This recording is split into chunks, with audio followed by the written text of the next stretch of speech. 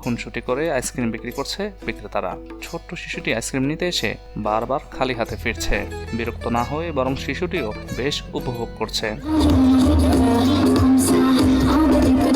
তুরস্কে আইসক্রিম বিক্রেতারা ক্রেতাদের হাতে আইসক্রিম দিতে গিয়ে খুনসুটি করতে বরাবরই ভালোবাসেন। বিশেষ করে মজার ছলে বা বিভিন্ন কৌশল খাটিয়ে ক্রেতাদের এভাবেই ধরে রাখেন বিক্রেতারা। কিন্তু ক্রেতা কখনো রাগান্বিত বা বিরক্ত হন না। মূলত ক্রেতারাও উপভোগ করেন বিক্রেতাদের এই কৌশল। বাংলাদেশে এবার দেখা মিলেছে তুরস্কের ইতিহাস ঐতিহ্যের অংশে স্থান পেয়েছে এই আইসক্রিমওয়ালাদের।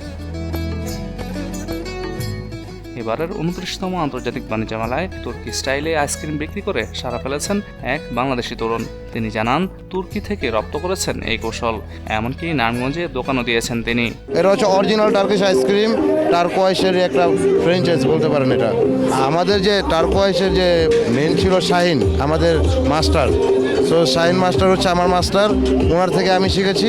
এবং এটা হচ্ছে আমার ছোট ভাই, ওকে আমি শিখেছি, ও আমার বোন, ওকেও আমি শিখেছি। এফসির অপোজিটে এটা ছিল, আর তার নেক্সট হচ্ছে সনি স্কোয়ারে ছিল। এখন নারায়ণগঞ্জ আলমাস পয়েন্টে আমরা আছি ওইখানে।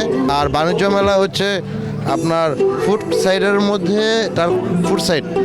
মেলায় আসা দর্শনার্থীরা তুর্কি স্টাইলে নেচে গিয়ে আইসক্রিম বিক্রি দেখতে ভিড় করেছেন। এখানকার অনেক ক্রেতারাও তাদের সাথে নেচে গিয়ে তারপর আইসক্রিম হাতে নেন। তুরস্কের এক ক্রেজি আইসক্রিমওয়ালা নেচে ও গিয়ে আইসক্রিম বিক্রির এই প্রচলন শুরু করেন।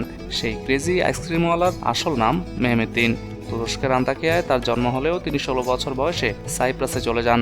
সেখানে তিনি কাজের পাশাপাশি শখের বশে নাচ গান করতেন। তবে তিনি কখনোই ভাবেননি এই শখই তাকে এনে দিবে বিশ্বখ্যাতি।